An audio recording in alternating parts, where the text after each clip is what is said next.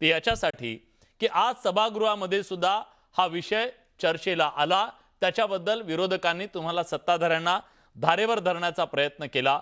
म्हणून माझा सवाल पहिल्यांदा बमसाहेब तुम्हाला आहे आणि नंतर मी विक्रमजींकडे जातो। ही जी पेपर फुटी झाली त्या पेपर फुटीनं पुन्हा एकदा देशभरात महाराष्ट्राचं नाव बदनाम झालं। हे का होतंय? का नीट परीक्षेनंतर सुद्धा या सगळ्यातनं धडा घेतला गेला नाही? आता या देशातल्या सैन्याला फक्त परीक्षा घेणं एवढंच काम ठेवायचंय का? हा माझा जळजळीत सवाल वाटू शकतो, पण हा सवाल आहे। बघा, हा पेपर फुटलेला आहे हे कशावरून लक्षात आलं? कारण शासनाने गांभीर्यताने सर्व पूर्व तयारी करून सर्व राज्यातले CP, SP, DYSP, PI साहेब यांच्यापर्यंतच्या सर्व ट्रेनिंग्स घेऊन हे पेपर जसे येतील। सगळ्यात महत्त्वाचं, का हा पेपर भेटला? हा पेपर काही फुटलेला नव्हता म्हणजे परीक्षा झालेली नव्हती। त्याच्या अगोदर पोलिसांच्या सतर्कतेमुळे गृह खात्याला आणि शिक्षण खात्याला खरं म्हणजे धन्यवाद व्यक्त याकरता केले पाहिजे की तुम्ही कोणत्याही पद्धतीने आता पेपर फोडण्याचा, चोरण्याचा प्रयत्न केला तर तो सापडणारच। कारण 6 लक्ष पेपर या वेळेला 6 लक्ष विद्यार्थी म्हणजे शिक्षक ही परीक्षा देणार होते।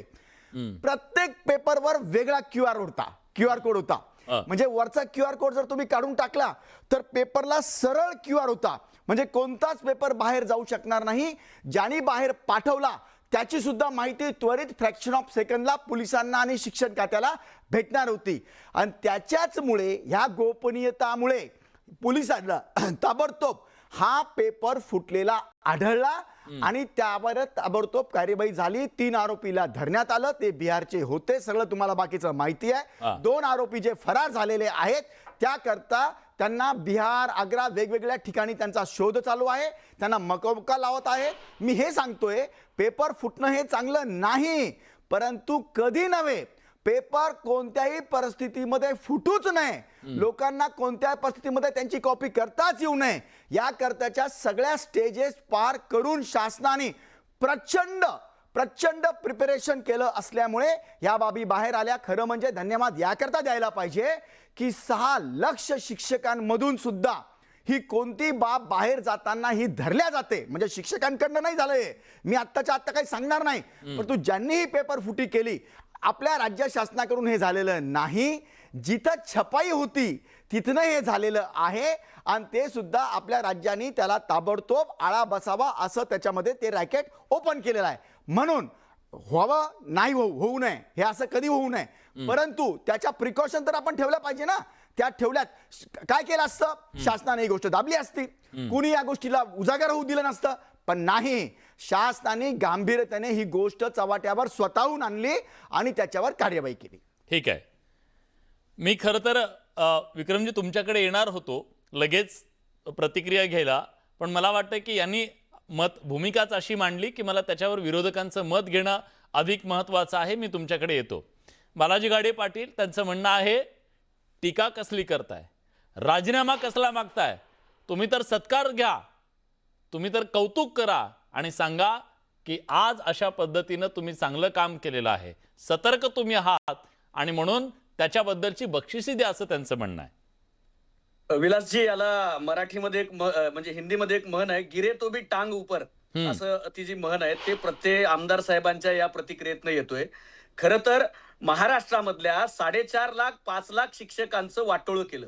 ही प्रक्रिया आणि ही परीक्षा इतकी चुकीची आहे आणि ही चुकीची परीक्षा घेऊ नका म्हणून अनेक वर्षापासून शिक्षक न्यायालयामध्ये जात आहेत। हे होत असताना नकोशा परीक्षेसाठी विलासजी शिक्षक कसा सामोरा जातो? तो शिक्षक BLO आहे, तो शिक्षक जनगणना करतोय, तो शिक्षक सरकारची सगळी कामं करतोय आणि एवढं करून होणारा शिक्षक आणि झालेला 53 वर्षापर्यंतच्या म्हणजे 53 वर्षाच्या खालचा शिक्षक, ह्या सगळ्यांनी मेहनत करून तयारी केलेली होती।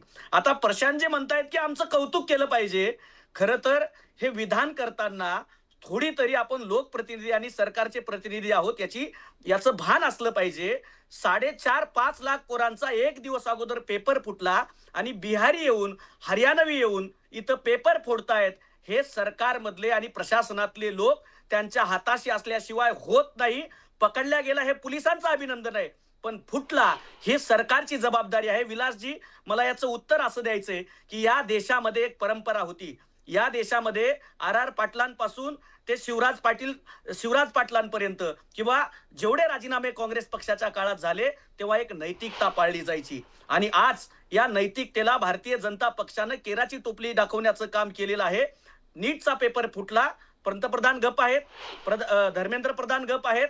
आता हा पेपर फुटला तरी देखील या ठिकाणी प्रशांत बंब असं म्हणत आहेत की आमचं अभिनंदन करा. पोलिसांचं अभिनंदन आहे, पण हा फुटला कसा याला जबाबदार तुम्ही आहात. शिक्षण मंत्र्यांनी थोडी तरी लाज बाळगून राजीनामा द्यावा, अन्यथा महाराष्ट्रभर हा शिक्षकांचा जनसेला येईल. आता एक समारोपाला सांगताना मला विलासजी सांगायचं, ही जी परीक्षा आहे याची सुरुवात झाली सांगली प्रकरणात. सांगलीच्या एका संस्था आणि शिक्षकाच्या वादातनं ही परीक्षा झाली. आता जो उल्लेख तुम्ही सुरुवातीला केला 2 ते 5% यामध्ये फक्त निकाल येतो आणि इतकी अवघड परीक्षा जी घेतली जाते यामध्ये केरळ, तमिळनाडू या 2 राज्यांमध्ये आणि तेलंगणा या राज्यांमध्ये अनुभवी शिक्षकांसाठी वेगळी परीक्षा घेतली जाते आणि नवोदित लागणाऱ्या शिक्षकांसाठी वेगळी. ही मागणी महाराष्ट्रातही होतीये, पण गेल्या 12 वर्षापासून हे सरकार ऐकायला तयार पण नाहीये. प्रशांतजी नाही, मान्य नाहीये. नाही, प्रशांतजीला मान्य नसणारच आहे. कारण नाही, मी जाणून घेतो का मान्य नाहीये, तुम्ही का हसताय?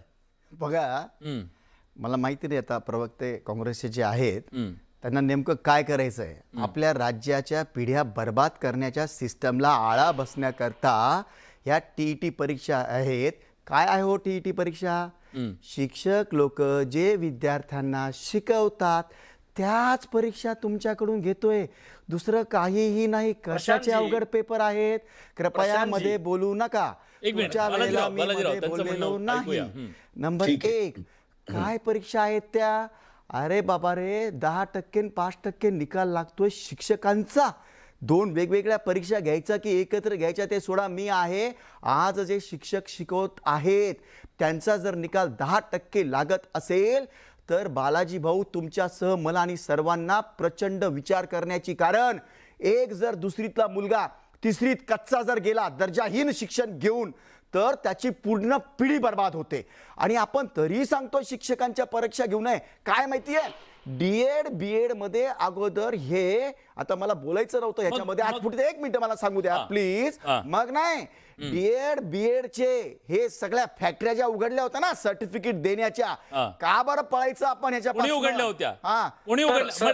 मग डीएड बीएड केलेले हे पात्र नाहीत असं म्हणायचं? हे डीएड बीएड करणं हे शिक्षकाची पात्रता नाहीये. विलास भाऊ, तुम्ही विषय दुसरीकडे नेऊ लागले. मला एक महत्त्वाचा विषय बोलायचा आहे. डीएड बीएड ही बेसिक परीक्षा आहेच, परंतु तुम्हाला शिकवण्याकरता ज्या गोष्टीचं प्रशिक्षण तुम्ही आता सांगितलं ना, प्रशिक्षण दिलं पाहिजे, त्यांच्या तुम्ही ट्रेनिंग घेतल्या जे वेगळे वेगळे होते. सर शिक्षक लोक डीएड बीएड मध्ये काय त्यांना आता बोललो असतो, डीएड ते शिकवलं असणार ना कसं शिकवायचं ते. मग तुम्हाला ह्या परीक्षा द्यायला प्रॉब्लेम काय आहे? जर हेच आहे तर असं नका बोलू प्लीज. तुम्ही पिढ्या, तुम्हाला माहिती का, नीट जरा व्यवस्थित विचार करा. तुम्हाला माहितीये आज निपुण भारत आहे. समजा दुसरीतला मुलगा तिसरीत गेला, त्या परीक्षा घ्यायच्या गरजेचं ना, त्याचं कारण सांगतो मी, नीट ऐकून घ्या. समजा आता दुसरीला मुलगा आला, शैक्षणिक वर्ष जूनला सुरू झालं, तर हे दाखवतात की माझ्याकडे असलेले 30च्या 30 मुलं अगदी ढ आहेत, यांना 10% काही येत नाही. मग 3 महिन्यानंतर ते शिक्षक म्हणतात की यांना आता आम्ही शिकवलं, 30% हे सुदृढ झाले, चांगले सुधारले, चांगलं यांना येतं. मग वर्षभर संपलं की हे म्हणतात 80% मुलं हे तरबेज झाले. साहेब, निपुण भारत त्याच्याकरता आली.